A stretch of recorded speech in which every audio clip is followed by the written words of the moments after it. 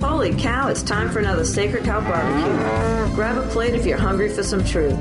We're here to free our minds from our collective BS, our belief systems programmed into us through a lifetime of indoctrination by school, church, and media. No subjects off limits. Why? Because it's all connected. Stay tuned.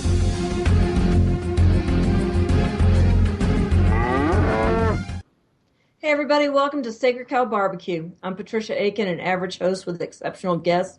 And my guest tonight is a truly remarkable woman. From the first time she was a guest at the barbecue, I've been privileged to call Karin Smith a friend.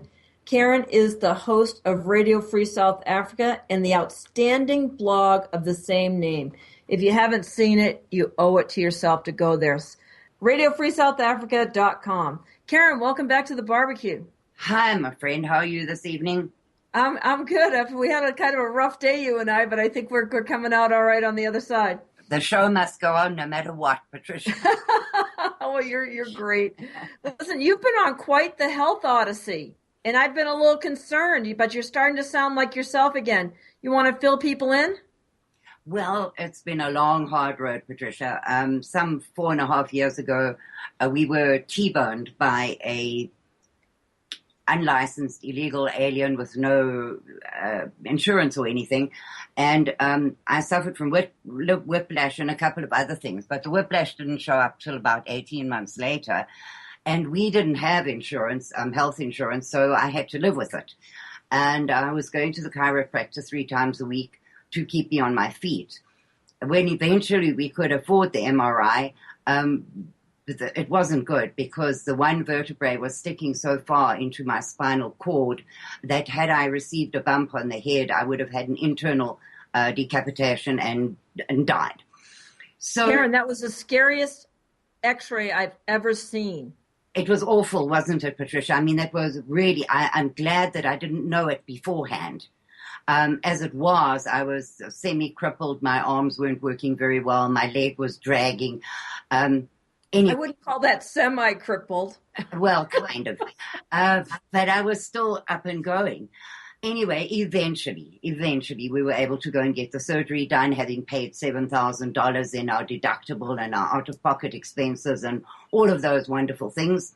And I had a marvelous neurosurgeon. He is a fellow of the Royal College of Surgeons and a fellow of the American College of Surgeons, and voted best neurosurgeon in America 6 years in a row. So Karin, that's like unbelievable. You live like I do in a very small town. Little Podunk, Texas Panhandle, yes. So it was amazing that in our small area, we should have had this man. And the bigger miracle of all of that was he was not taking new patients, and he definitely wasn't taking Blue Cross Blue Shield patients because he doesn't like the way they negotiate their prices. Anyway, he took me on, which was an absolute miracle, and he said it was an emergency, and they bumped me up the list of the surgeries, and I got done. Well, the surgery was fabulous because if you've seen the x-rays afterwards, you will see what a masterpiece this man created. And apparently it's fairly uncommon to do replace 3 vertebrae at once. But he did a wonderful job. But even he didn't foresee what came after. Because I'd had That's how I got concerned. Yeah.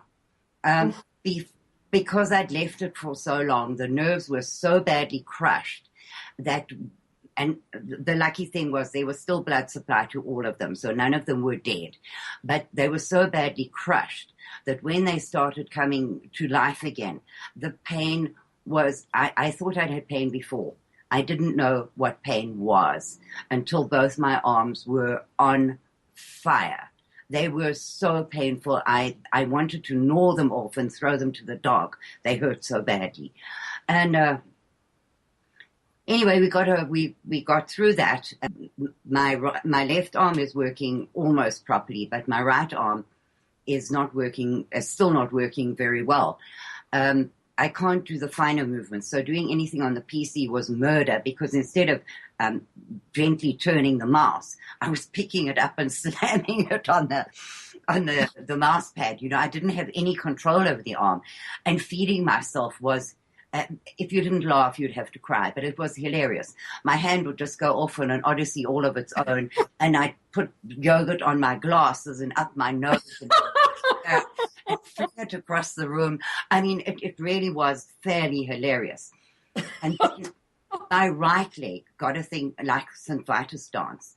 And it just shook and kicked and went in a direction. I really looked like a walking zombie with the right arm going all funny under my chin and the right leg just kicking at odd angles and never knowing where it was going to put itself down. It was very funny to watch, but it was quite scary to live through. Well, Karin, you had your Halloween costume all cut out for you there. Yeah. Too bad you haven't timed it quite right. No, because I still have these huge, big black circles right around my eyes, and it was actually, with The Walking Dead, I wouldn't have had to put any makeup on at all for that. And I wouldn't have had to rehearse the piece either. I would just have to walk on stage and I would have the part. Anyway. I'm not, Karin, you're the only one I know that can go through horrific pain like this and be so incapacitated and make a funny story out of it. It was awful to live through, but I have a very supportive family, and they made me laugh always. So I could laugh my way through most of it. So anyway, the pain was severe, and I went for pain management, and they gave me a whole series of steroid shots into my spine.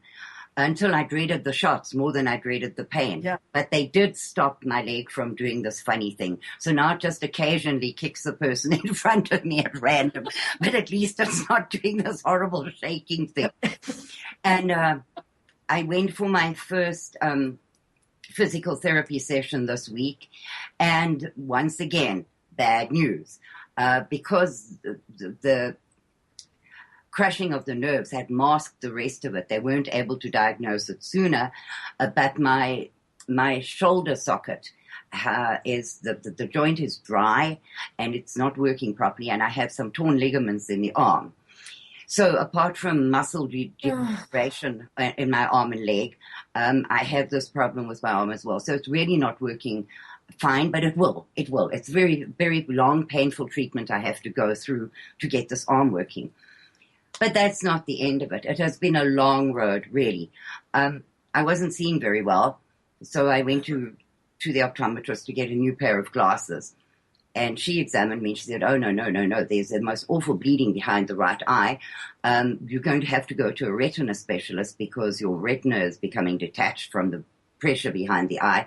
So next week I'm going for laser surgery to burn the blood vessels closed so that the bleeding behind my eye stops. So it just seems like every time I think that I'm getting one step ahead, I go three steps backwards.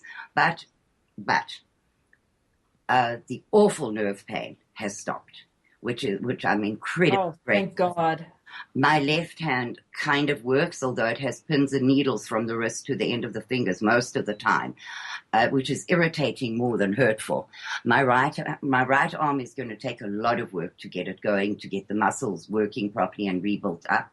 And then in early September, I'm going for the second surgery on my lumbar spine, where two of the vertebrae need replacing, which would then, and after that, I'll have to relearn to walk properly. But then I'll be done. Hopefully I will be done. And in the morning, I put on my glasses. I put my eyes in. I put my ears in. I put my teeth in. I twist my neck straight so my middle neck stays straight the rest of the day. And I just start wondering, when am I going to have to fasten on an arm and a leg before I start my day? You'll be the bionic woman. It feels that way. It really does. So we had to go to Dallas for my citizenship exam. And the lady... Yes, you're now an African American. Yeah. I've done the exam, but I haven't had the ceremony yet. Oh. But anyway, so at the airport, this lady says to me, have you got any metal in your body? I said, yep, I've got about a dozen screws in my neck and some metal struts and things. So she said to me, okay, go through this machine. Well, the machine went berserk. All the bells were ringing and this thing was freaking at me. So I had to get patted down, and I said, don't you touch my arms. Don't you touch my neck. Don't touch me. In fact, you can pat me down, but don't touch me. It was actually very, very funny. But they understood, and I got through that okay. So it has been a journey, but as I say, I have been very, very fortunate. I have a wonderful family who gave up just about everything to be with me 24/7, to help me to bath, to dress myself, to feed myself. I couldn't open a bottle. I couldn't put my clothes on or off. I couldn't do anything. So they were really, really fabulous. And still, I basically, if I could click my fingers, that's basically all I have to do. And somebody will come and help me. So I've been more fortunate than most through all of this. And I've had wonderful prayers and good thoughts sent to me by people from all over the world. So although I wouldn't have planned on this for myself, and I wouldn't want to go through it again, it has been a lot easier than it might be for somebody who was alone. Well, your daughter Kara's just a wonderful girl. Well, as you know, her husband has brain cancer. And they have 3 little children, and during this period, he had to go for his normal 3-monthly MRI, and they discovered a new growth, and are talking about full brain radiation, which we have declined and turned down totally. But it must have been, for her, an extremely hard time, because she would be at my house when my husband left for work in the morning, and she would stay until he came home at night, while her children were on summer vacation, and her husband is struggling. So it hasn't been an easy time for the family. The bills are something, even though we have medical insurance, the bills just pile up and pile up and pile up until you don't know what to do anymore. I mean, I really don't know. I'll be paying $5 a month until my great-grandchildren pay it off, because I'll never get there. But I was fortunate that my husband eventually got a position with insurance, with good insurance, although it costs a fortune, and I could have this done because they were quite certain I wouldn't make this Christmas. So I'm here, I'm better. By Christmas I will have gone through and recovered from the second surgery, and I should be on my way to jumping out of airplanes again. My gosh, Karin, that's quite an odyssey you've been on. It has been a long, hard trek, but I think more difficult for my family than for me, because when you're living through it, you know where the pain is, you know how you're feeling today. For the family, they're just looking on helplessly, and I think it's really hard for the caregivers more than for the person going through it. Yeah, and bad for people that are far away and can't come to help. And yes, I agree with you. I have a handful, and it really is half a handful of really good friends like yourself, and our mutual good friend in South Africa, who would have been by my side had they been able to. And I think it was really hard for them because I couldn't go on social media, I couldn't dial the phone, I couldn't keep in touch.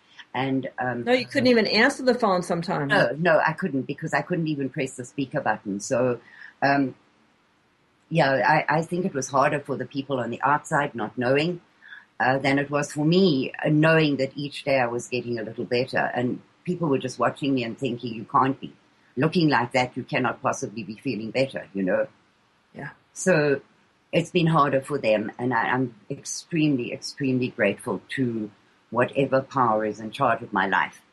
Well, what some people won't do for attention. Yeah, exactly. I mean, I'm sure there are easier ways to get attention than this. We decided that while we're in good with the insurance and all our out-of-pockets are paid for, we'll get everything sorted out this year, so that next year, as I say, I can go back to jumping out of airplanes without worrying. Because I'm dying to do that, or some bungee jumping, or I don't know that my back will allow it, but I'd really like to try it. No bungee jumping. I'm sorry, that's off the list. Your neurosurgeon has to put that in your chart. Absolutely no bungee She jumping. didn't say that, and as long as it wasn't on the list of things I can't do, I think I might try it because I love jumping out of aeroplanes, and I'd like to go back to that. So you used to do, I thinking about it bothers me. I mean, did they have to push you the first time? No, I was so excited. I was so excited. I didn't even want to wait for the count. I was like, I'm first. I'm first. Can I go first, please? Please let me go first. And so you have to do the first jump is a tandem jump, right? Yes, yes.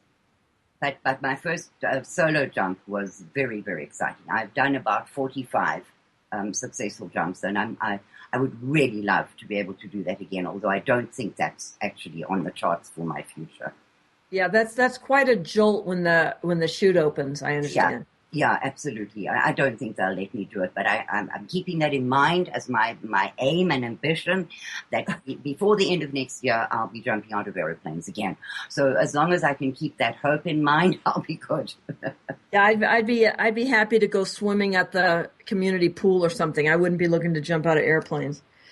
Oh, Well, gosh, girl. anyway, so that's my long dramatic story, which has been terrible, and I'm really nervous about the bills because there's always that portion that you have to pay that you never bargained for, and they are mounting up. But apart from that, I'd like to tell you about things in South Africa because I think that those people actually need help way more than I do. I have a roof over my head. I have a bed to sleep in. I can go to the doctor if I need to. We have a vehicle that goes, and we have running water and inside toilets and things that these people do not have. So I did an interview with Lee from a South African Family Relief Project this morning, which will be on the air on my show on Saturday night. And things in South Africa are really, really bad. They're in the middle of winter, and areas like the North Coast, Durban area, where it doesn't rain in winter, have had floods like you cannot believe. Unbelievable flooding in a non-winter rainfall area. They have had snow all over the country, which is highly unusual because although I lived in Johannesburg most of my adult life, I only saw maybe a quarter inch of snow twice in all that time. Well, they've had snow this winter.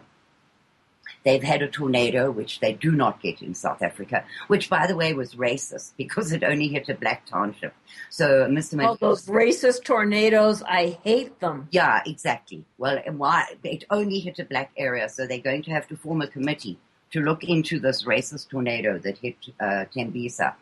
Well, Julius Malema, I understand, has said that there won't be any more storms when he's elected. No, there won't be thunderstorms when the EFF get into power, which, according to the election results, they're not going to, not this time around anyway, which is a big relief. But there are other things on the horizon which are more frightening than just the EFF being in power. Well, Karen, I want you to talk about for a minute because I knew like about a month ago, I've been, crazy busy. I can't believe I'm living in this small town right now, and I don't know how I stay busy around the clock. But they burned down, I believe you told me, 57 schools in 10 days recently? Yes, they did. In the lead up to now this is not general elections. This is not elections for the government. This is municipal elections for the city councils and the municipalities in South Africa. So it's not even the big elections which take place next year. But in the lead up to that, a lot of councillors, ward councillors, were murdered. And what the ANC tried to do was to bring President Zuma as a Zulu. And the Zulus come from Zululand, which is in Natal. So what they tried to do was to bring in Zulu councillors in Gauteng. Now, Gauteng is about 8 hours drive from Natal. And Gauteng has got the Xhosa tribe mainly. And some of the Pedis, I think, or the Sutus. Anyway, two different tribes actually come from that area, and their chief rules those areas. So he brought in a Zulu councillor and said that this person is going to be on the ballot. Well, the people rose up in absolute disgust and said they are not being ruled by somebody from out of their area. They're not being ruled by a Zulu because they are not Zulus. And they murdered councillors. They burnt schools. They set up roadblocks. But a roadblock in South Africa is burning tires and huge boulders which they rolled into the roads. So they closed off whole areas, burnt, as you said, it was 59 schools by the time they finished, simply because they were angry about the people that were on the ballots. So it's been a terrible time in South Africa, with a lot of murders, black on black murders. Influential black people were being murdered by the opposite parties. Anyway, the elections took place yesterday or the day before, and the ANC have lost a lot of seats. For instance, you know in Kandla, Mr. President Zuma's compound, that there was such an outcry about that he spent all the money that the British sent for South African aid, he spent that and more on his private compound. So he said, of course, he's going to be in ANC territory because that's in Natal where the ANC rule. Well, unfortunately, they lost that seat. So his private compound is no longer in an ANC-controlled area, which is going to cause a problem later down the road because he's gotten away with a lot of fraud and corruption poured into this compound of his. Yeah, and rape. Yeah. And now it's not his party controlling that area, so it is possible that he will be brought to book for it. I don't firmly believe it, but recently also the what you would call the Minister of Justice in South Africa has said that they need to revisit the 700 charges of fraud and corruption that were against him before he even became president. Did you say 700? 700. 700. When he became president, there were over 700 criminal charges against him, which were all swept under the rug. Well, I thought we did a good job here in the U.S. covering up, president crimes. Yeah, no. Boy, we're nothing. We're nothing compared to the ANC. No, you are desperate amateurs. I have to tell you. You must bring your A game before you compete with them. But anyway, there was rape and there was all kinds of things included in those charges. Well, when he became president, after ousting President Mbeki, those were swept under the rug and they disappeared. However, recently, the opposition party has gone after him quite hard, and the Attorney General has said that we must revisit that and maybe reopen some of those charges. So we'll see what happens after these municipal elections are over. But it's been a really tough time in South Africa because the violence escalated, but it was more, for once, it was more black on black than black on white, because they were killing each other. There were shootings and killings at the political rallies, and it was a dreadful time. I mean, the normal murder and mayhem against the whites continued. That didn't stop. But for once, the pressure was black on black more than black on white. I don't know what's going to happen now, but they're talking about forming a coalition party between the Democratic Alliance, which is the strongest opposition, and the EFF. Now, that is going to be a meeting from hell, because they're going to be socialist Marxists joining hands, and it is going to be, if possible, it's going to be worse for the whites than it ever has been. Well, Karin, socialist Marxists, I mean, that's who has run this thing from the beginning. That's who took over all of Africa. That's who educated Nelson Mandela. That's who financed the Angolan troops with the Cubans and whatnot. And so they're not slowing down. Whoever you want to call behind this, you and I know. I'm going to say communism is a Jewish construct, but they have all their useful idiots here. Is there any hope? No, Patricia, I'm really disheartened. There have been a hardcore of Afrikaners and Boers in South Africa who have told me that it will come right. It will come right. There is no need to leave. People really don't need to leave. They need to stand and fight. Now, even those hardcore people are telling me, if you can get out, because there is no hope. Well, that has really disheartened me to a degree that I can't stay very optimistic anymore, because I always relied on those people, the hardline Boers who, this is our country and we're staying and we're going to. Yes, well, yeah, we're going to stay. We'll rebuild our country, and yes, I know even Q and Elgin has always, said, "Oh, come to visit." And yes. So, are you out of your mind, Q? I'm like, are you kidding me? Yeah, well, even Kieran is kind of wavering. He hasn't come straight out and said it, but it is very, very scary to me that those people whose families have been there since the very beginning are even they are beginning to waver and say, there's no chance. Now, that is frightening to me. It really is. And I want to speak to you about some of the white squatter camps, because, as I said, I have Lee on my program on Saturday night, and you'll hear it directly from her. But it is really scary that the camps where they've put in an awful lot of work, maintenance, money, built them up so that they're kind of humanly habitable, that they've got running water, that they've got toilets that work, that they've got maybe one building has got electricity, but at least they have some. So Lee's team have put in an incredible amount of work at an old dilapidated hotel in Umtumtwini on the north coast or the east coast. And they've worked very hard there. And now that they've got it okay, those people are being evicted. So in the middle of this awful winter with flooding and snow,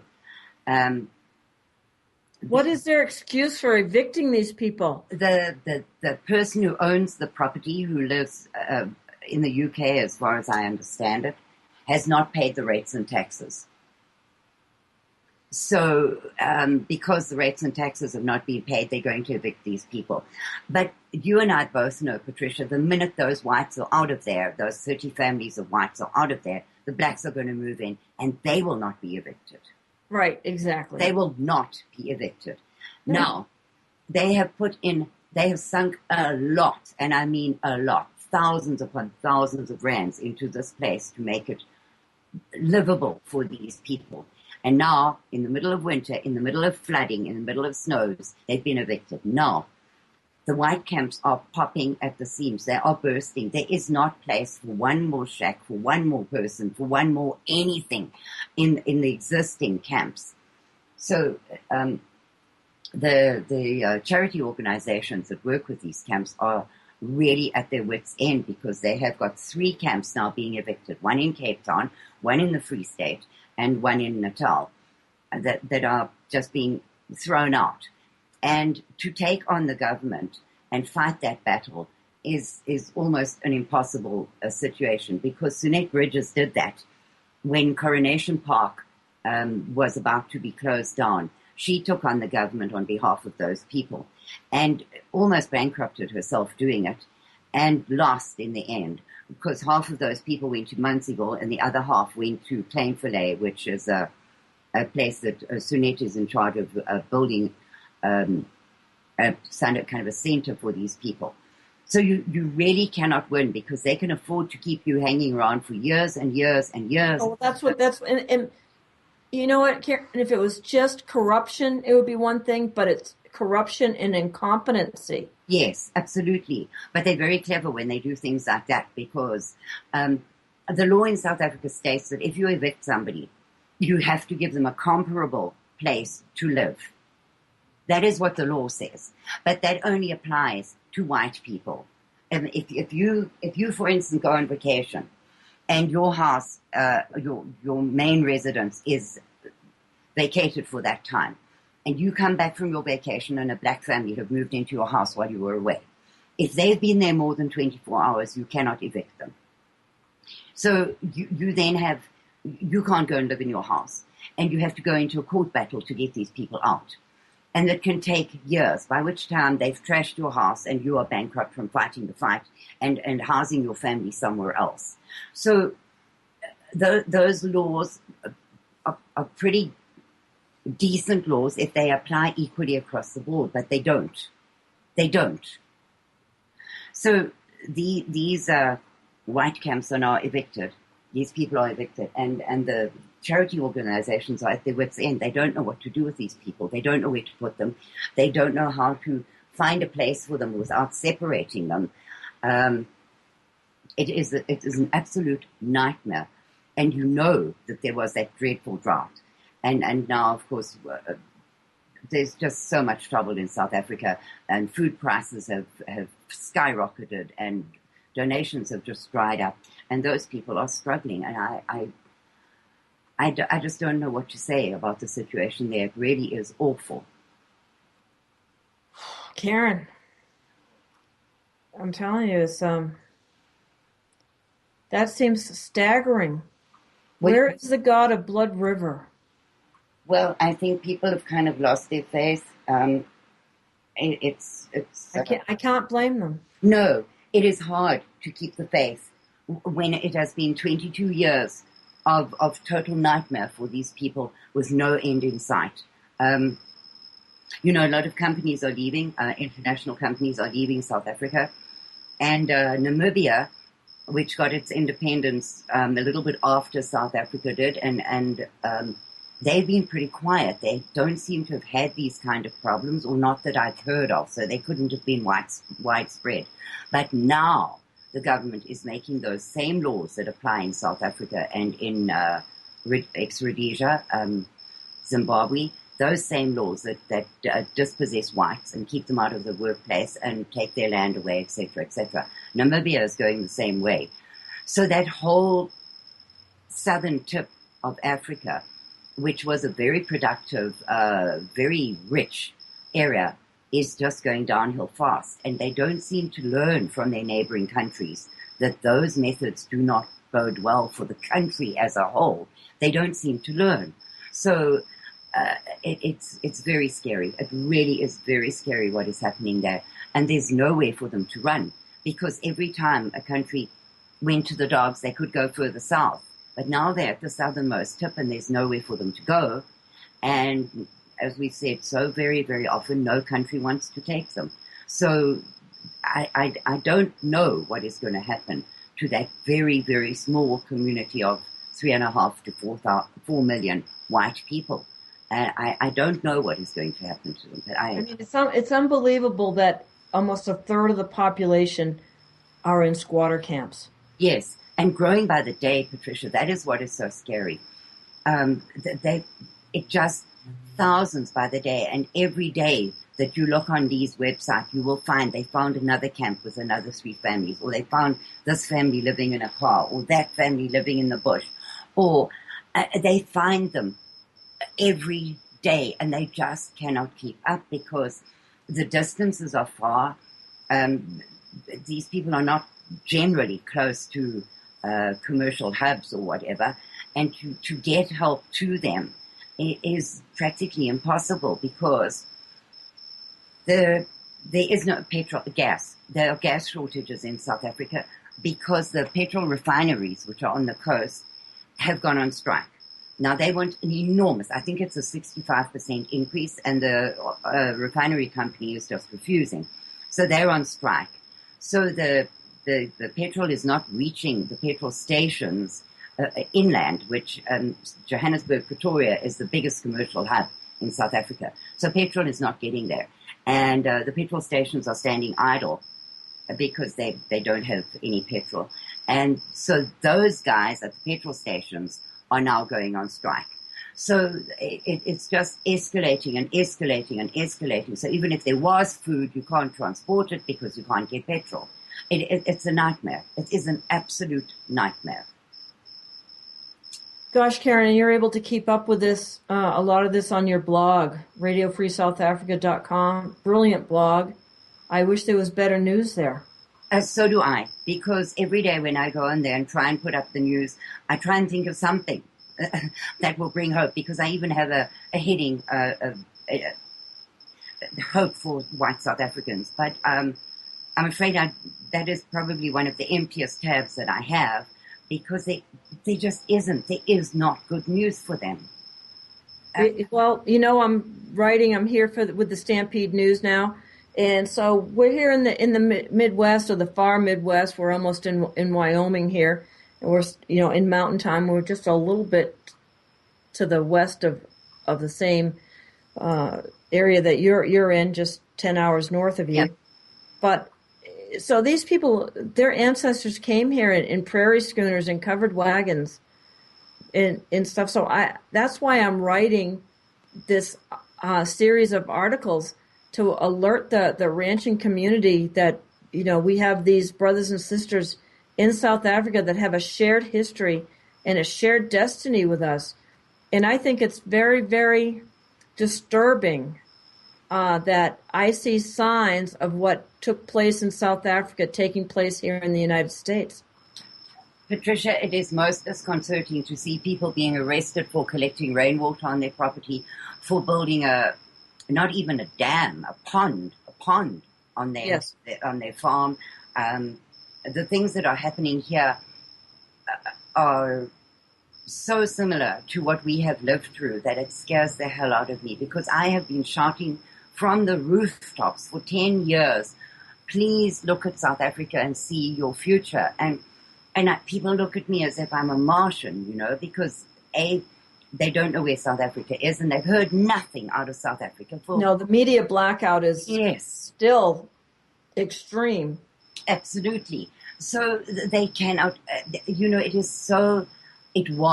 it's becoming clearer to people in other countries, and not only the USA, but Europe as well. It is becoming clearer to them what white South Africans have lived through. But give us 5 years behind us, before now, it was so far from their frame of reference that people could not wrap their heads around it, and generally didn't believe what we were telling them. Because it's so disturbing. It's so upsetting. People's cognitive dissonance kicks in. They don't want to hear it. No.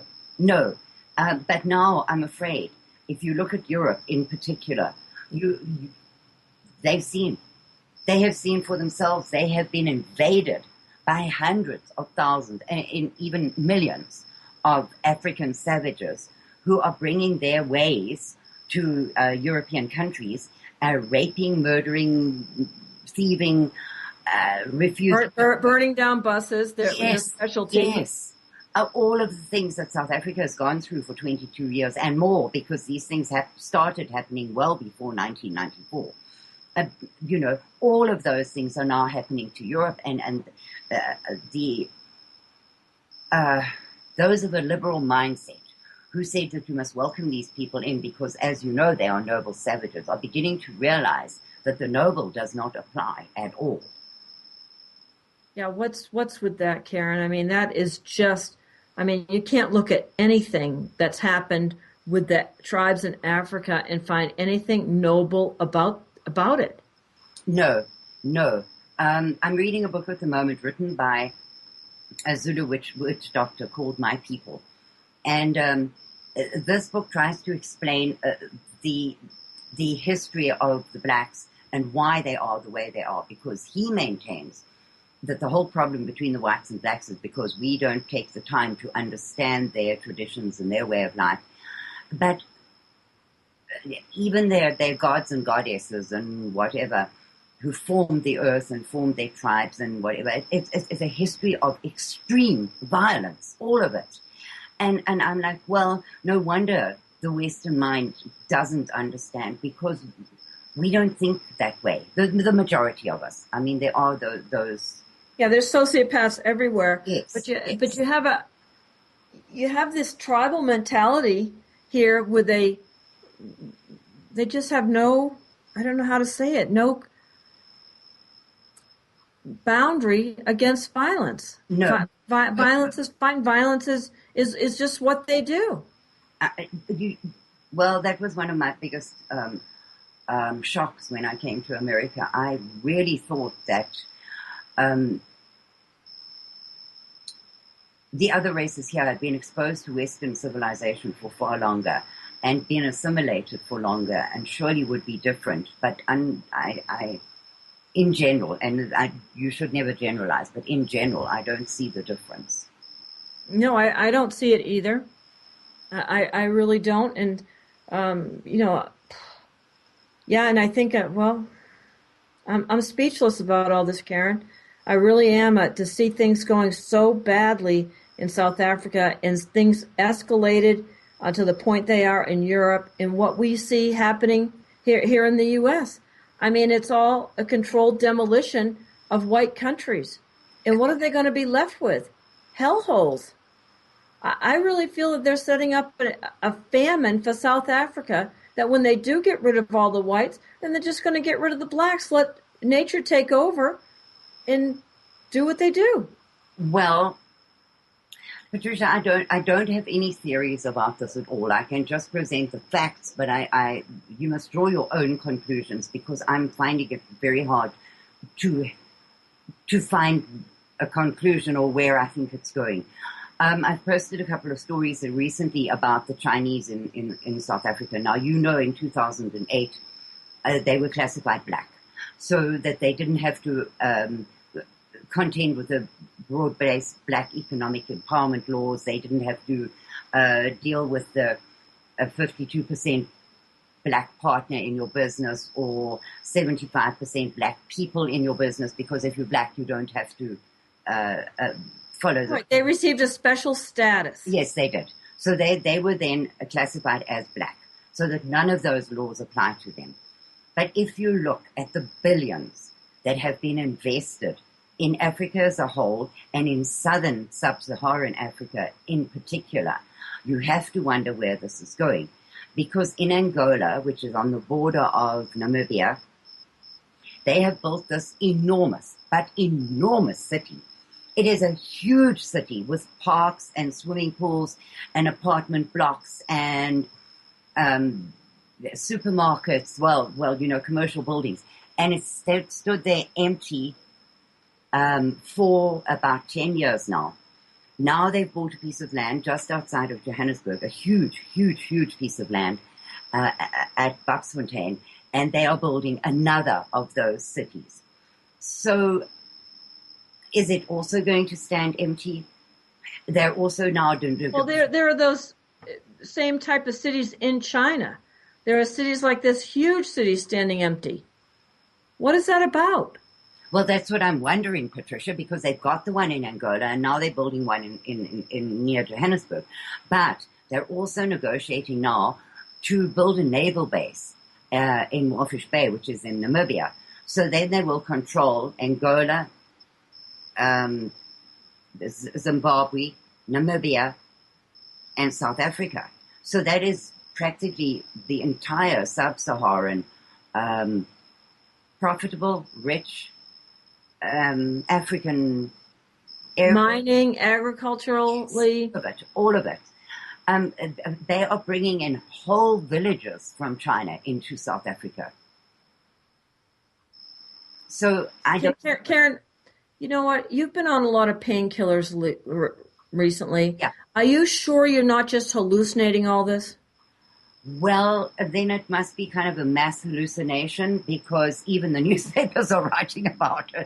It's crazy. This is the craziest stuff I've ever heard. So I really, as I say, Patricia, I'm not a great one for conspiracy theories or anything like that, and I really don't see what the end game is here. So I'm unable to say, okay, this is what the Chinese are doing or whatever. But if you put what you just said together with that, it begins to make a bit of sense, because you get rid of the whites, the blacks kill each other, the Chinese take over. Because they're already there, and they have been given permission to have Chinese Defense Force people there to protect their own people. So they have their own army in place in South Africa. So, and they'll have a naval base in southwest Namibia. I really battle with the new names for these countries, because they will never be that to me. But anyway, they will have all of that. And plus the city's already built for their elites to live in. It makes more sense if if you think about it like that. But I hate to think that anybody has got the inhumanity to have a 1,000-year plan that is so cruel. Really. You I know, know it's to get rid of the whites, right? Whites really have brought Western civilization is civilization. yes. And even when you look at, say, oh, well, this Asian culture was civilized, this one was civilized. No, and that you doesn't take long to dig down a few layers and see that they were influenced by whites. Well, In that way. So I can't imagine what I always talk with Blackbird 9 about, Frederick C. Blackburn, our friend, yes. in how the Jews want to control everything, have greater Israel, and run the rest of the world from here. But obviously the Chinese have a huge part in this. But then, Patricia, you have to look at the whole BRICS thing. Why did they ever take on South Africa? Why was there ever an S added onto that BRIC association? Yeah, I couldn't figure it. And I still can't. I still cannot. And I don't consider myself an unintelligent person, but I cannot see the end game here. You know, they're going to build these nuclear power stations, which is my pet peeve about the Russians, the Chinese, and South Africa. They're going to build these 6 nuclear power stations. Well, if they're going to nuke South Africa right off of the map, then it's no use to anybody. So what is the point of that?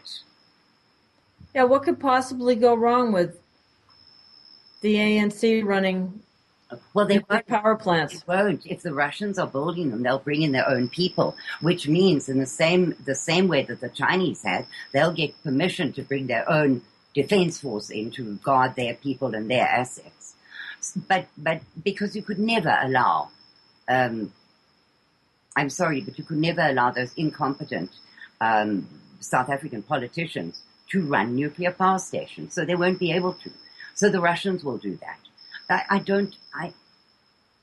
can't for the life of me see what the end game in Africa is. Because I always thought, well, they're going to let the whites get wiped out, the blacks will slaughter each other, we'll send in a peacekeeping force, and whoever gets there first will then take over and have all those riches, you know, the diamonds, the gold, the copper, the plutonium, all of those things that are in abundance in South Africa. But now, when you add BRICS into the equation, I don't see the game. I can't see it. It's not clear. No, it's it is. It's a bizarre. We live in a very bizarre time. Yes, I understand that whatever you want to call them, New World Order, Illuminati, the Zionists, whatever you want to, whichever name you want to call them by, because everybody has their own pet. It's the Jesuits. It's the Vatican. Yeah, okay. So whichever one you believe in, I do believe that as a whole, those people want to decrease the world's population by hundreds of millions. That I do believe fully. But then what? Who's going to be the willing slaves for them? How are they going to continue to be rich and powerful off a handful of people? I don't get that either. I really don't. Because, you know, they should have, I always say they should have left us as happy slaves the way we were in the 60s. Yes. We were happy being brainwashed Americans then, and the American dream and all that. And I'm sure things were happier in South Africa then as well. Absolutely. Though, you know, when I look back at the 60s, families were families. Moms stayed at home. It wasn't a case that the moms had started en masse going to work. Everybody knew their place in society. Dad went home out and brought in the money. Mom stayed home and kept house and looked after, raised the kids, and did charity work and bake sales for the church. And everybody had an established place in the world. And then came feminism, and the wheels fell off because nobody knows who they are anymore, who they're supposed to be. Exactly. Well, that's all been engineered. You know, the whole feminist thing was part of cultural Marxism, and it's worked brilliantly. Yeah, so now we bring in all these other things We bring in all the other things. We bring in the gays and the lesbians and the perverts and the transgenders. Yeah, but now you can rape animals, and that's also fine, because really it's just a sexual choice, it's a preference. It's not an illness, so it's okay to do that. And you can rape children because, well, that's also okay. Nobody knows what's right or wrong anymore. Nobody knows what their place is in the world or in society. Families barely exist. And, you've got a mama with 15 different baby daddies and so on. It's just an impossible situation, and I don't know. I don't know where it's going. I'm with you, Karin. Hey, stay with us. We'll hopefully have a different conversation after the break. Welcome back to Sacred Cow Barbecue. It's my pleasure to be talking with Karin Smith, although it's not a very uplifting conversation tonight. And I've always said, the situation in South Africa is desperate. We've talked about Europe is going the same way.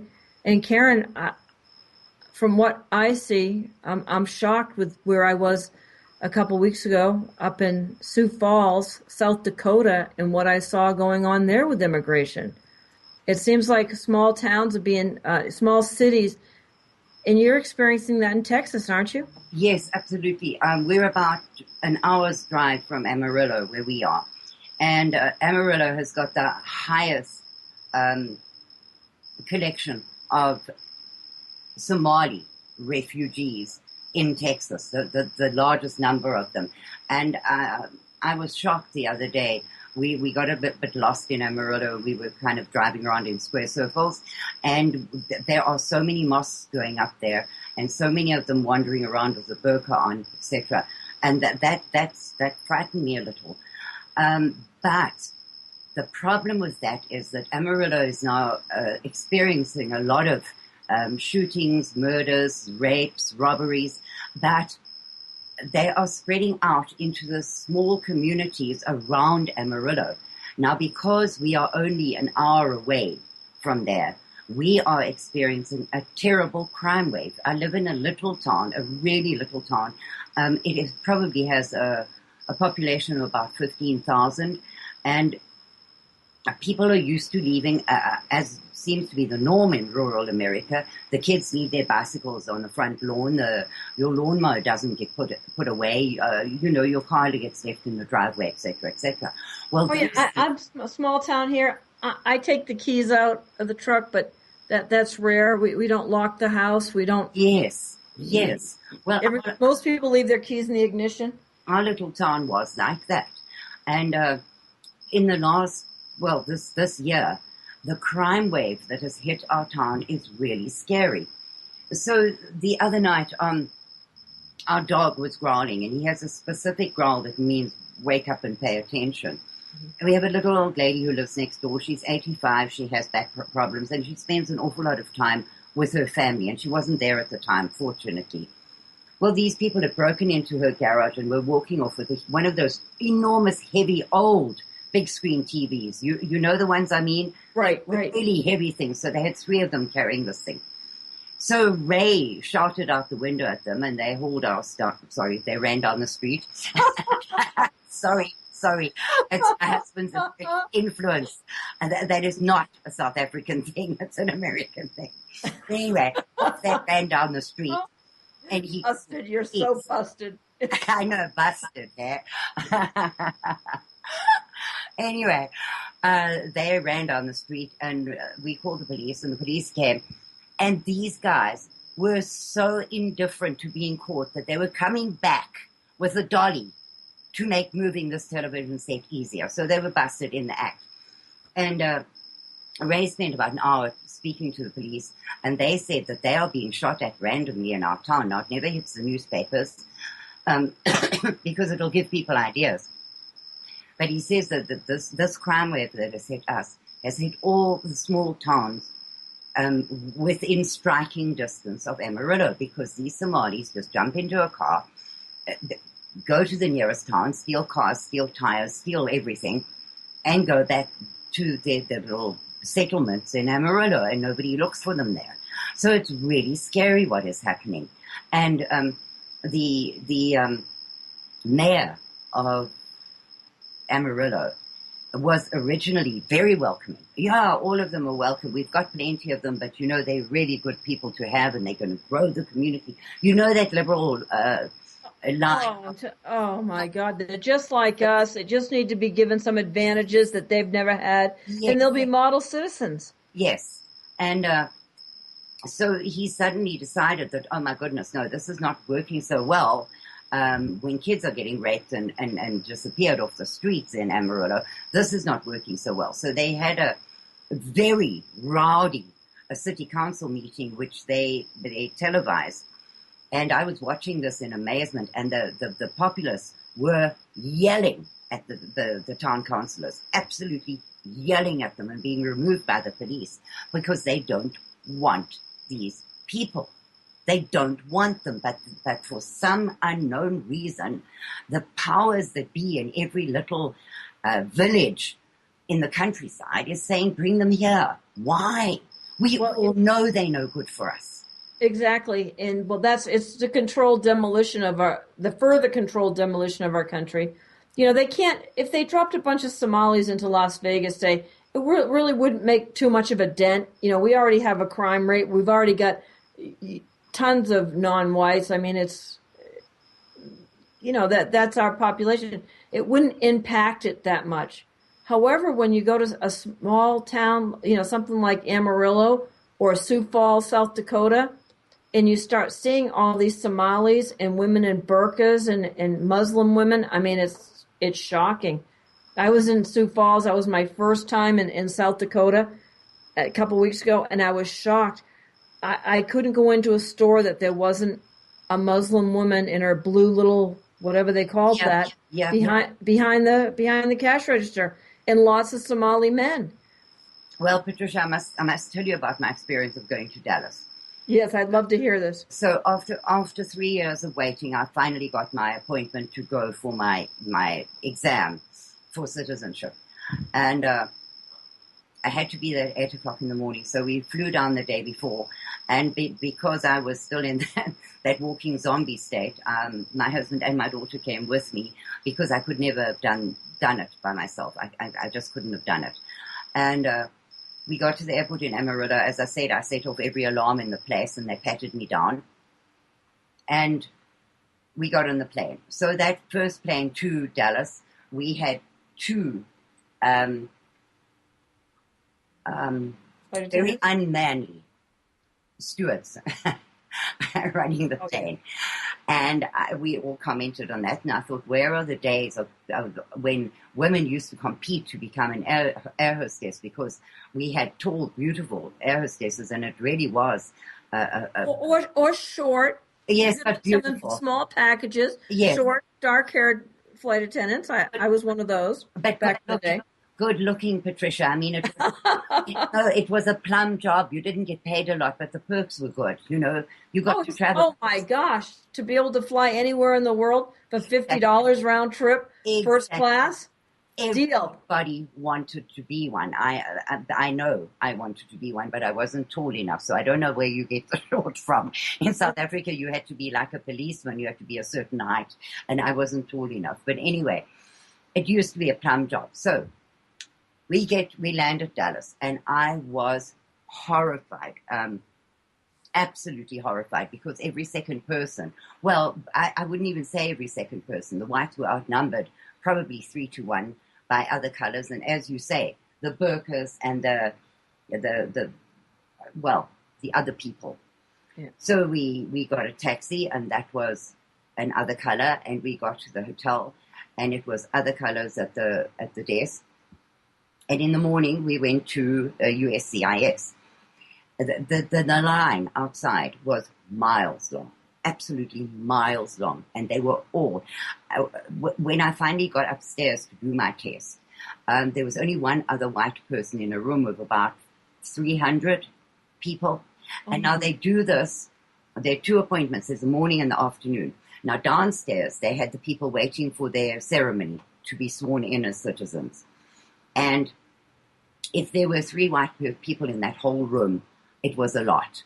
The hall where you got sworn in was enormous. It was twice the size of my house, and it had rows of chairs. Well, there was almost not knee space between the rows of chairs, just rows and rows and rows and rows. Now imagine, I don't know if they only do it once a week or once a month, or if they do this every day.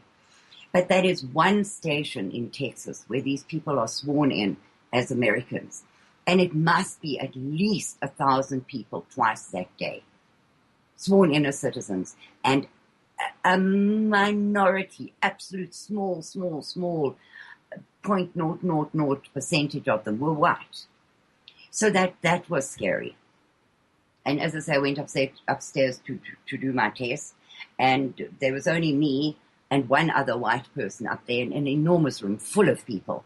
And the law requires that you do an English test. So you have to speak English, you have to read English, and you have to write English, which is good with me because America's an English-speaking country. But what floors me is that when you get your notice to say your appointment is on this day at this time, they ask you whether you need an interpreter. So if you need an interpreter, how can they test you whether you speak, read, or write English? Well, how do people do that? If they need an interpreter, how do they take the test in English? They don't have to. They use the interpreter. Yes. And now, that's crazy. Tell me this thing, Patricia. The government appoints the interpreter. He's obviously done this. So the interpreter takes the test. Yes. Tell me that's not how it's happening. Oh, it has to be, Karen. I went into the grocery store, very nice grocery store in Sioux Falls, and I asked the Somali guy, I said, what aisle is soda in? I was needing to buy some seltzer water. And he looked at me kind of blankly, and I said, soda pop, soft drinks, Coke, Pepsi. And he still didn't get it. And so he waited for a white man to walk by that was obviously a manager or supervisor, and asked him where the soda was. Yep. Well, so now I'm coming to the return trip. So we go to the airport a little early because we had to check out of the hotel, and I passed my exam and been told I could either wait till the afternoon to be sworn in, or I could have it done in Amarillo. So I chose to have it done in Amarillo, where I could have my friends and family with me. So we went to the airport a little early, and we had some lunch, and we were sitting waiting for the flight. And Patricia, it was a travesty. Every single announcer who came over the PA announcing a flight, you could not understand one word out of 20 that they were saying. This is African Airways you're flying, right? American Airlines. And what size plane are we talking here that you're getting on? It was a small jet. Just hang on. Now, what plane did we travel on? What kind of plane did we travel on? It was a small jet, Patricia. Okay. But, we were at Dallas-Fort Worth Airport. What plane did we travel on? What kind of plane? No. Okay. It was Dallas-Fort Worth Airport. So it's a big airport, really big. Huge airport. That's what I used to fly out of. Yeah. So the one comes on, and it's a Mexican, and you could more or less understand some of it. The next one who came on was obviously some Arabic type of person. You couldn't understand a word, not a word that they were saying. The next one was of African descent, and the next one was probably a Jamaican or some such thing. It was bedlam in that place. So our gate was changed 4 times while we were waiting. 4 times? 4 times. Now, had we not been watching the board, we wouldn't have known, because the people that made the announcements could not be understood. I really, and it's not just me, the Americans around us were looking in shock and trying to work out what was going on. What are they saying? So then we got on the plane, and we had 2 female air hostesses this time, but the one was a Somali. So she's doing the exit doors are that way, that little right charade that they do there. Safety briefing. The entire plane erupted in laughter because she swallowed the beginning and end of each word. So you got the middle of each word, and nobody understood one thing except the hand signals. The plane just collapsed in total hysteria at this woman. And I shook my head. I wondered which country I'm living in. How did she get hired? How did any of them get hired? I mean, it's absolutely amazing. Now, was she a stunningly beautiful Somali woman? Oh my goodness. No.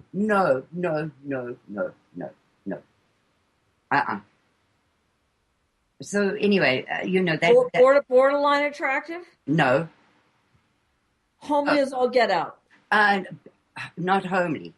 Total ugly. I don't know if you've ever seen that picture of, this is so politically incorrect. I don't know if I dare say it, but I'm sure most people have seen the picture of Mrs. Obama and her nearest relative.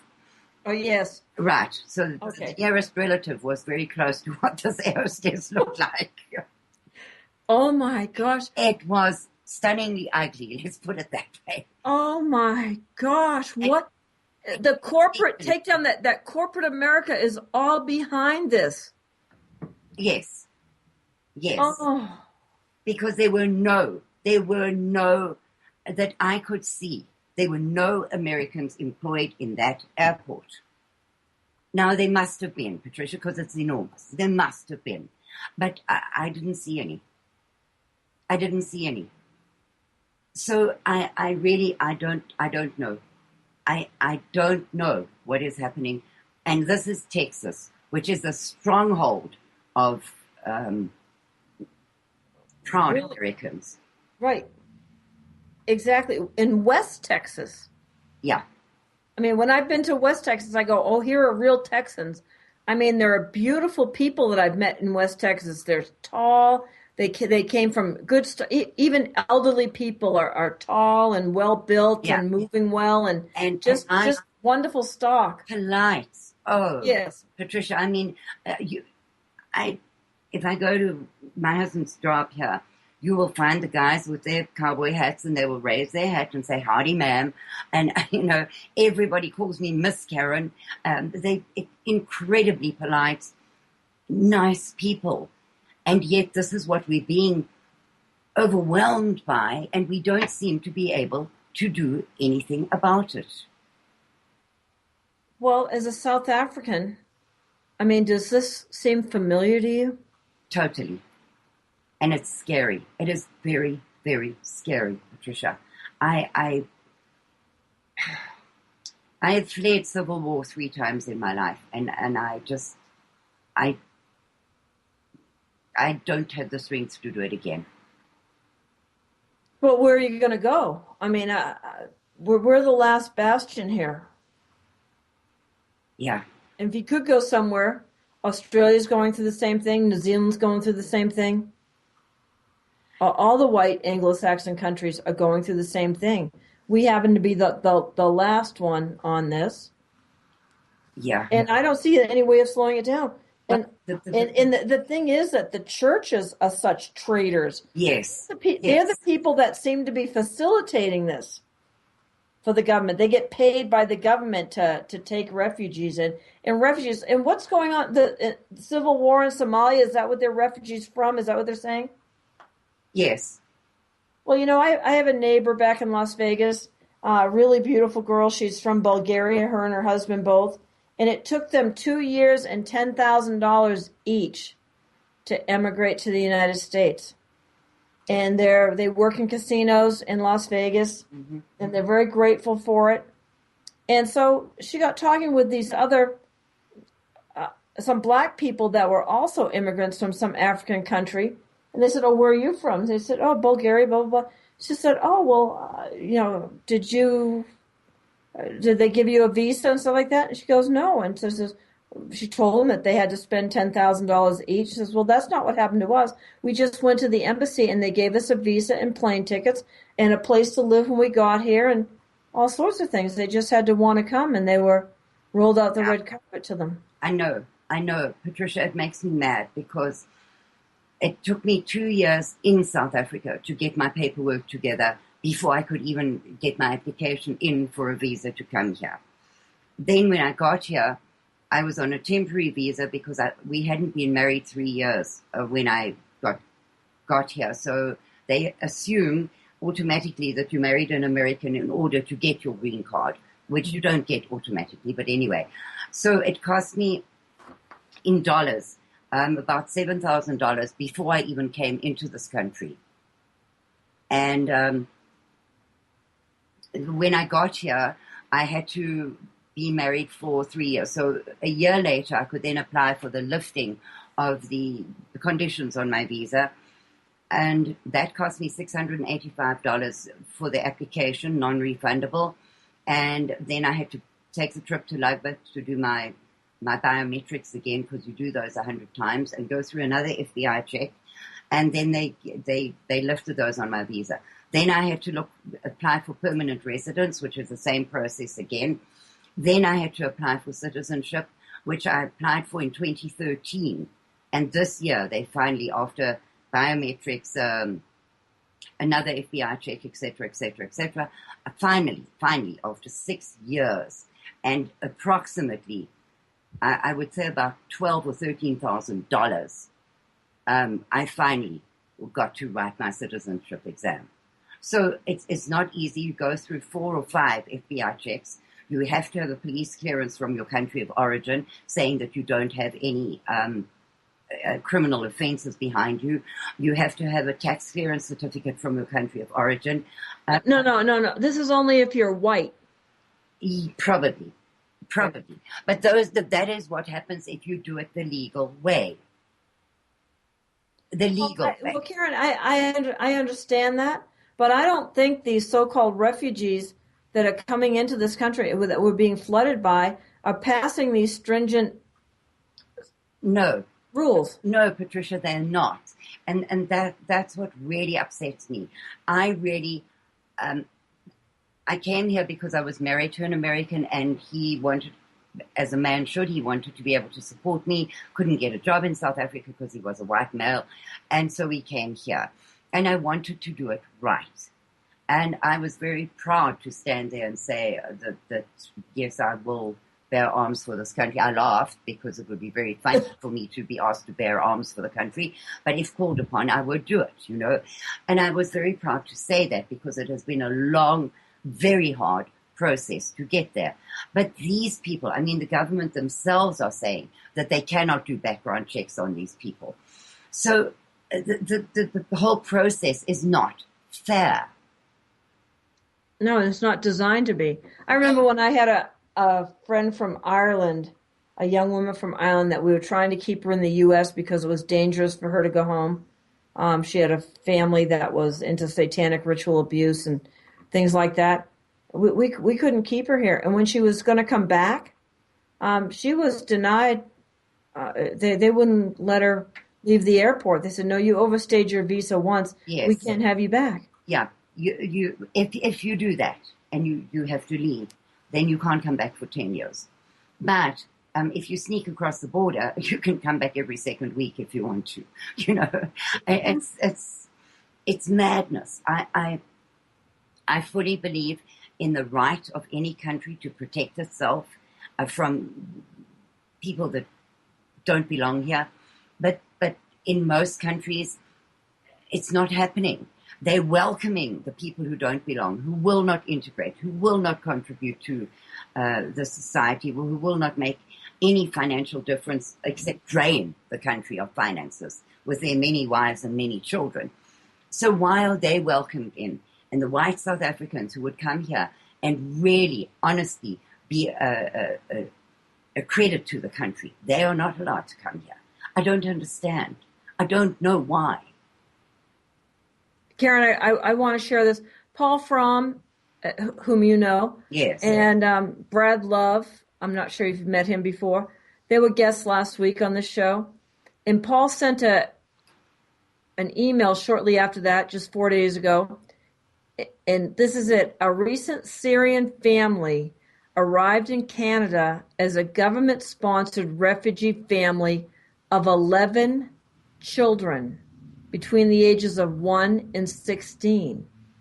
They are immediately entitled to the Canada Child Tax Benefit, which amounts to $4,500 annually for each child 6 to 17 and $6,400 annually for each child 0 to 5. Therefore, the family will automatically receive approximately $60,000 tax-free per year, which is $5,000 per month. This family is living very comfortably without having to work. Karin, what would you do with $60,000 tax-free, $5,000 a month tax-free? Oh, my Lord, that is double what our income is, and my husband works like a dog.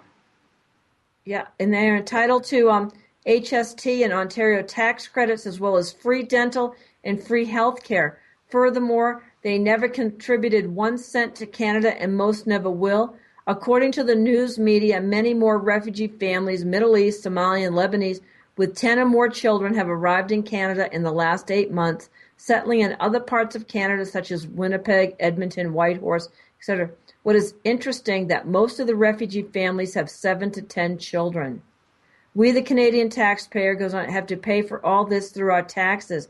That is why the majority of politicians who have never had meaningful work think it's quite okay to give freely with our tax dollars.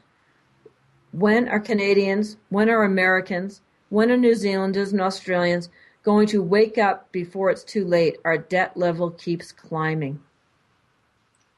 Yes. Well, And then you turn it all into a third world hellhole, and then what are those politicians going to do? Where are they going to go? What are their families going to do?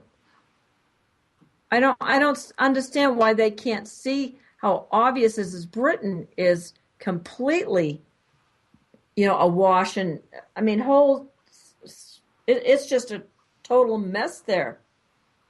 Yeah, and we're going to get the same way, Patricia. But that is very scary to me, because one of the conditions of me coming here, or getting a visa to come here, was that I had a sponsor. Now it could not be my husband, and it couldn't be his family.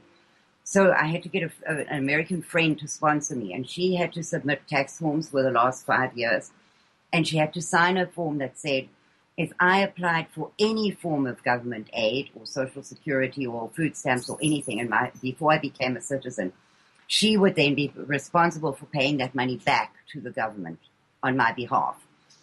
And so I don't understand how those strict laws apply to certain people and it doesn't apply to these other ones. It just doesn't apply. They step over the border and automatically get food stamps and Medicaid and citizenship and all of these things. If it was applied fairly to everybody, that would be fine with me, because you have the right to protect your citizens against undesirable people. But they're bringing in the undesirables and keeping out the good people, and that is not right.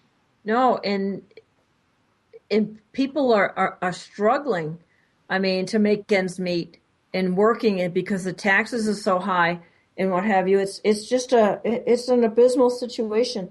I'd like to think that there was something, and it's not just people coming from Mexico. No. It's being delivered. You can put up a wall in Mexico. What are you going to do about everybody that landing there with visas that some African government has given them? Well, if the rumors are true, and I'm beginning to believe they are, that the UPS planes are being used to fly in Islamic people by the thousands. Did you say UPS? UPS, yes. Oh my gosh! If you Google it, you will find many stories on it, and there are photographs. One doesn't want to believe that these things are the truth. You really, really don't want to believe it, but there's too much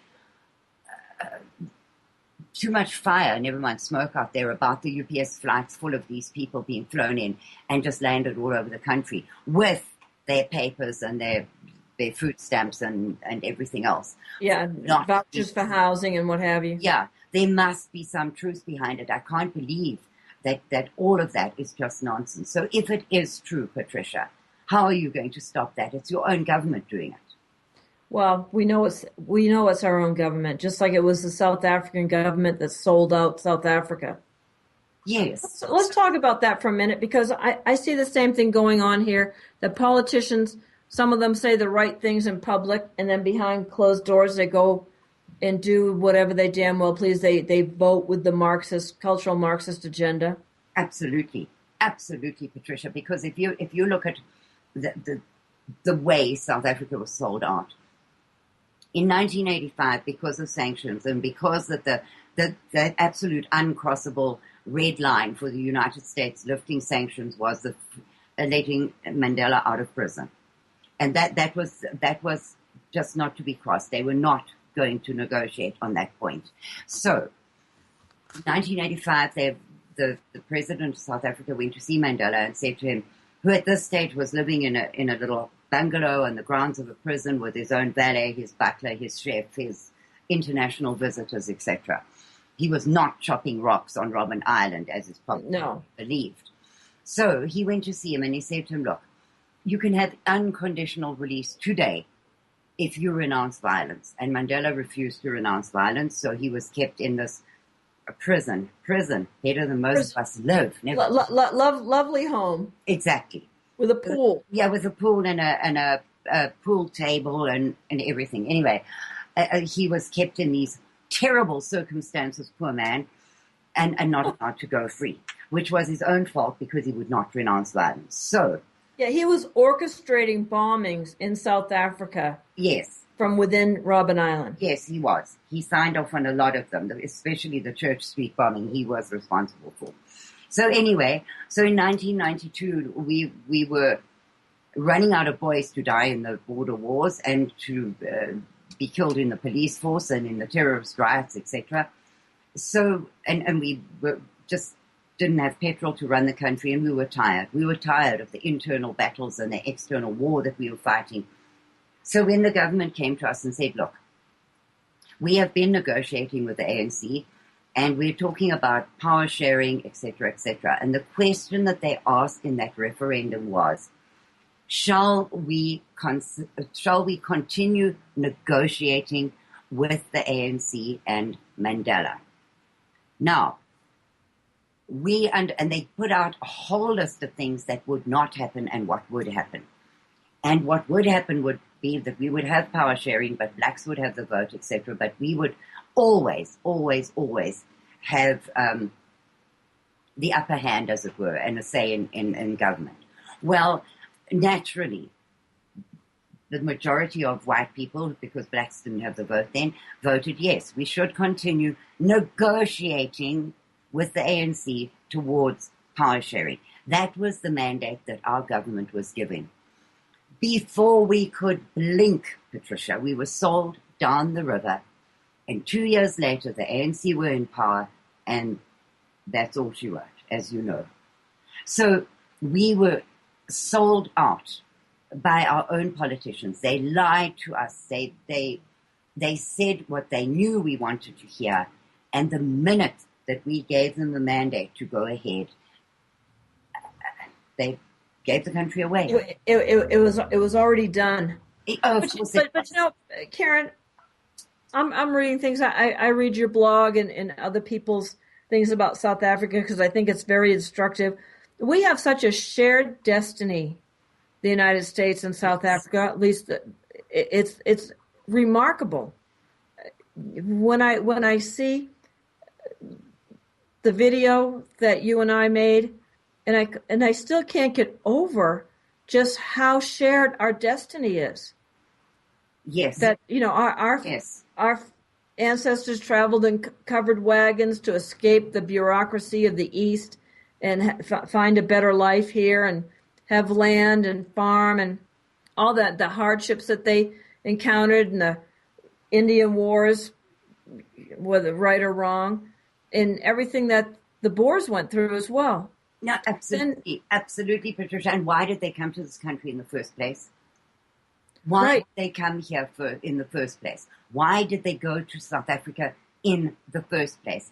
To escape persecution and to have freedom of religion and literally freedom of life, or freedom to live their lives the way that they prefer to. That's why they came to America, and that's why they went to Africa, to Yeah, and South Africa anyway. South Africa has an assassinated president early in the 60s. Yes. You have an assassinated president early in the 60s.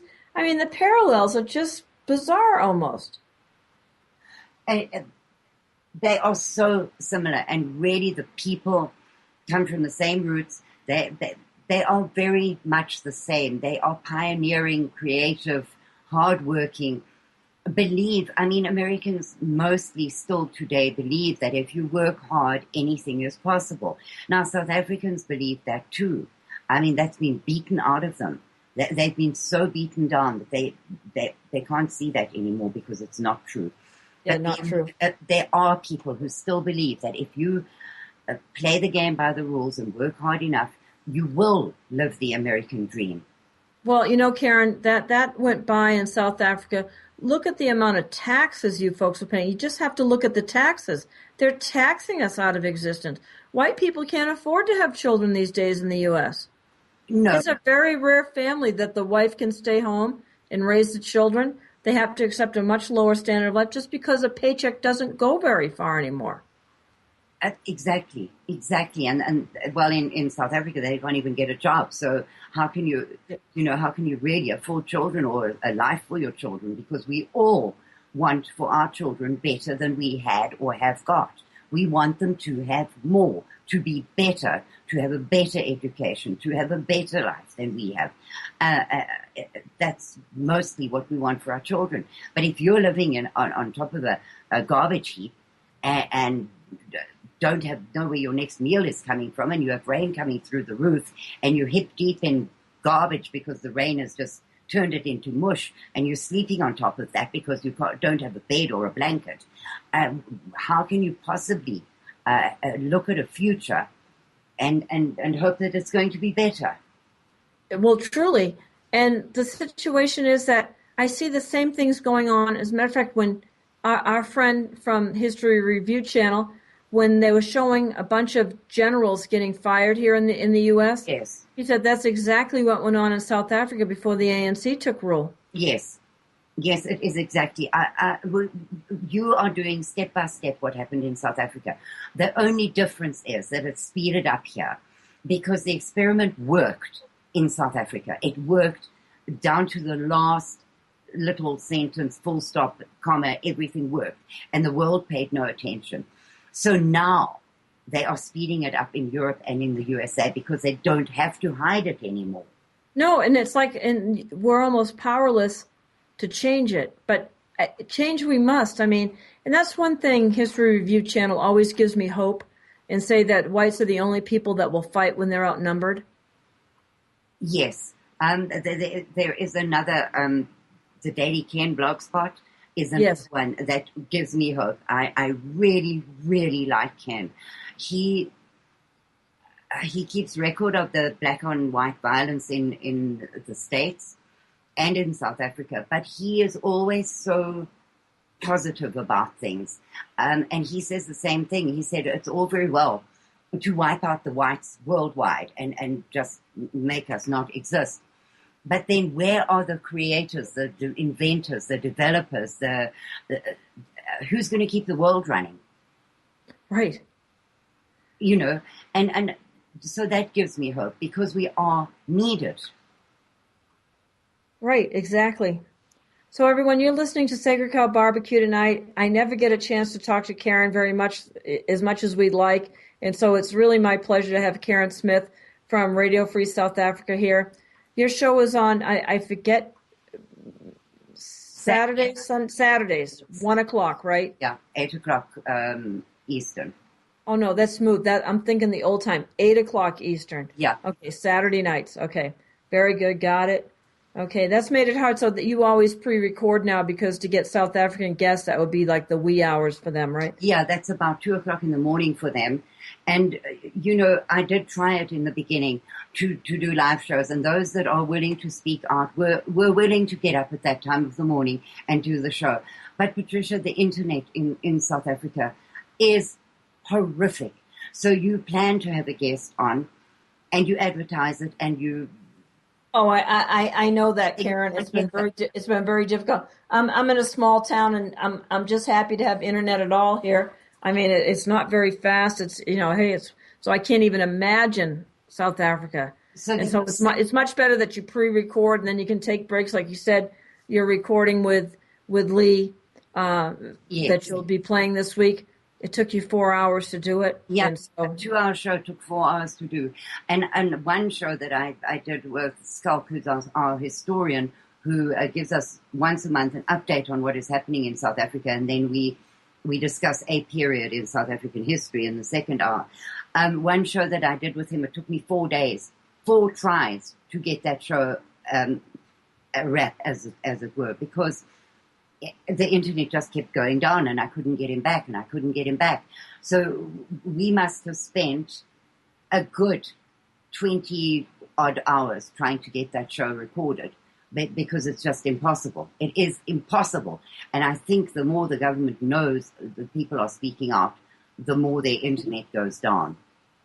Well, I've had that happen on my show with people, so it must be there too. But what's the difference?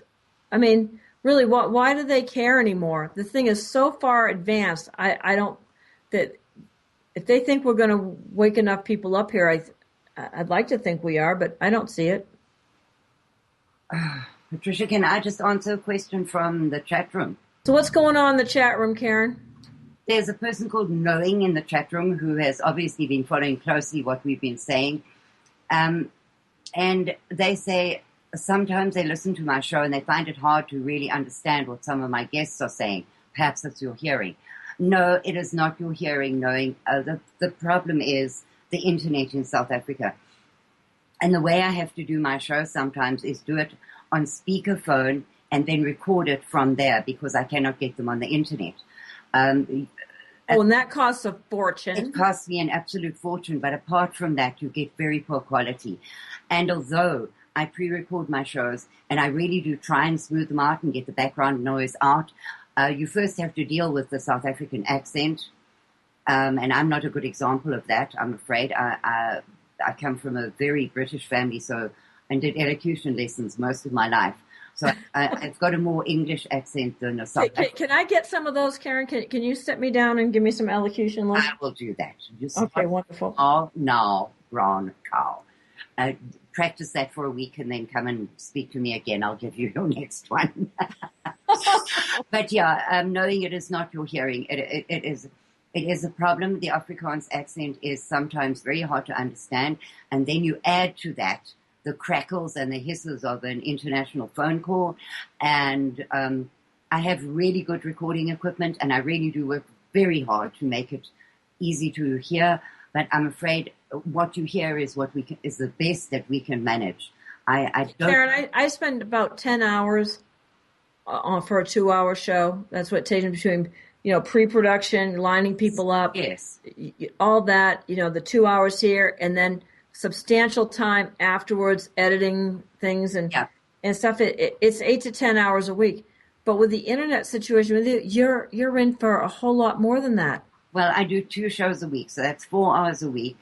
And as you say, you've got to line them up. You've got to have the pre-conversations with them so that you're on the same page before you even start interviewing them.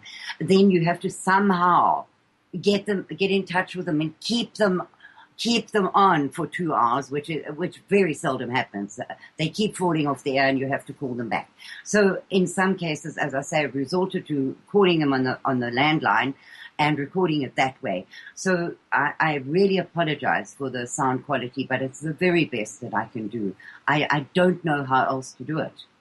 Yeah.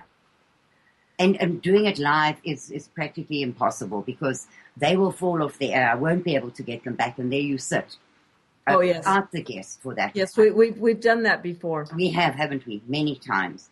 So I really do apologize, and I can't tell you enough how hard we try to get you the message from South Africa. And there's very little I can do about the quality. So that's the best I can say to answer you. Patricia, so I don't know. I don't know where the hope is for the world. I don't know where the hope is for the white race. And I definitely don't know what is going to become of the white South Africans, because their situation is dire. I don't know of another white population in the world that is under such siege and attack as they are. I mean, you cannot open social media any day of the week without finding at least 3 white people murdered. So I don't know. Murdered is one thing, Karen. Tortured to death.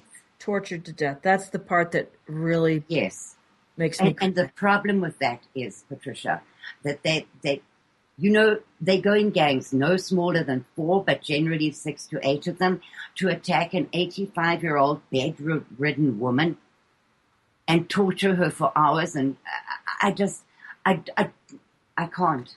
Well, what is that? What is that, Karen, that people would do something like that? I just don't understand what would motivate people. Now, you see blacks left on their own in South Africa kill each other. Yes, they do. And Patricia, let's not fool ourselves. The black-on-black violence in South Africa is horrific. Yes, I do not concentrate on that because I am trying to save the 3.5 million remaining white people there. But the black-on-black violence, the hardship, the murders, the necklacings in the black townships are horrific. And many people point that out to me, that it's not just the whites who suffer violence. I know that. And I know that life is not hard only for the whites in South Africa. Well, that's why people should not hate, separate. I believe more and more that whites need their own homeland. Like, give us an update on Orania. That is very unstable right now, too. Yes, it is, I'm afraid. They had a land claim against them very early on. But mostly in these cases, the blacks do not want the land. They want the money.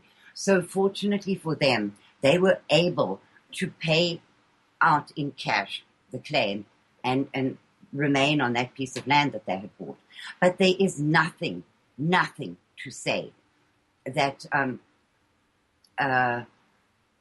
no, when you're a tiny minority living in a country that you're surrounded by hostile savages, I can't say any better. Now, I know all black South Africans aren't this way, and they speak out against the violence against whites. I know there's been men and women like that, but for the most part, they're surrounded by these people that could wipe them out at any time. Yes, and there is another small settlement outside of Pretoria. At this moment, I can't think of their name, but it's also an all-white settlement. Well, the mayor of Pretoria has demanded that they allow blacks to live in that settlement. So even though they have bought and paid for uninhabited pieces of ground and built up a white community, they are not allowed to have it. They are not allowed to have it. So I don't know how long any of those things are going to last. And as I was saying earlier, Lee's organization has put a lot of time, effort, and money into Muncieville. Now, my theory is that the minute they open that school, which just, by the way, is being called the Karin Smith Educational Center for Children. Oh, Karen, that makes me cry. Made me cry as well. They told me, they tried to keep it secret from me, but they told me recently that was being named after me because my efforts had raised the funds to build the school and to buy school desks and school equipment. It all came from shows that I had done, so it's being named after me. It does make me cry. I don't deserve it. I think Lee deserves way more than I do. But anyway, I feel that once that school opens and the place has got proper toilets and running water, etc., they will. The blacks across the street are going to demand to go there. Yes, they will kick them out, and it will become a black place, and then those people will have to start again. So it's very scary to me. But as Lee said, what is she supposed to do? Sit on her hands and do nothing? Is that what she's supposed to do? You can't say, well, I'm only going to help you once you have a permanent place to stay. So we take calculated risks and we pour money into these places and then get thrown out. It's awful, and I fear that Orania is on that same track. Well, because Irania has been going on for years now, years and years. Yes. And I think their saving grace is that they're helping the two black tribes around them. That they are interacting with the chieftains of the tribes and helping them to become self-supporting. So I think for now... How are they doing that? Teaching them farming skills and things? Yes. They grow particularly nuts in Irania, and they export them. So they are teaching the local black tribes how to do, instead of subsistence farming, how to farm successfully to sell. And I think that is what's keeping them safe for the moment, that they have got such close ties with the local tribes and are doing their best to help them to become self-supporting or sustainable like Irania is. So for now, they're okay. But if the EFF forms a coalition, either with the ANC or with the DA, I don't know. They are both hell-bent on taking everything away from the whites. I mean, you know the laws were passed recently that your town council could come and knock on your door and tell you you've got 24 hours to get out of your house because they need it. They don't need to tell you what they need it for, and they don't have to repay you for it or replace it. They just tell you to go. They can take your intellectual property. They can take any patents that you own. They can take your bank account. They can take anything. And that law was passed recently. Oh, it's just legalized theft. Yeah, absolutely. I mean, Malema has been known to say many times that you cannot steal from a white person. You're only taking back what was ours to start with. So that's so insane. I just can't believe how insane this all is, Karen. And Karen, I'm going to say, if we ever get a chance to do this again somewhere else, don't hate, separate. Whites need to live by themselves, and for the sociopaths among us, we need to get them out of our societies too, because that's who's selling us out here. We can say it's the Jews, it's the Vatican, it's the whoever, but they can't do it without useful idiots, without sociopaths of our own people that support it and sell us out. Yes, absolutely. And the problem is that there are still many liberal white South Africans, sadly mostly English-speaking, who refuse to acknowledge that there's anything wrong in South Africa at all. I can't imagine, but even some of them are leaving by the droves now, aren't they, Karen? They are. Even they have begun to wake up. I mean, I was extremely well off in South Africa through my own hard work. I wasn't born into a wealthy family, but so we moved in fairly well-off circles, upper middle class, very comfortable circles. And those are many of the people who cut me off when I left South Africa and started doing what I'm doing now. And they are now saying to me, I'm really sad to know that you were right. And we're leaving for Australia next month. We're leaving for Germany the month after we're leaving. So a lot of them are waking up and leaving. So shortly, even those liberals who are able to leave will be gone, and the only people left will be those who do not have the means or the place to go. Very sad. It is. It is terribly, terribly sad. Well, Karen, we're at the end of the show. I can't believe it's raced by. Thank you so much. I know everything is very hectic, everything that you're doing for South Africa, and you're doing it with one arm and keeping your blog running. And people can make donations at radiofreesouthafrica.com. Yes, they can. Please, I hate to ask for myself, because I've always said any money that's donated really must go to the whites in South Africa. But really, if you have a spare couple of cents, please help me with my medical bills, because I've got another surgery coming up, and I have no idea. I have no idea how to pay the bills.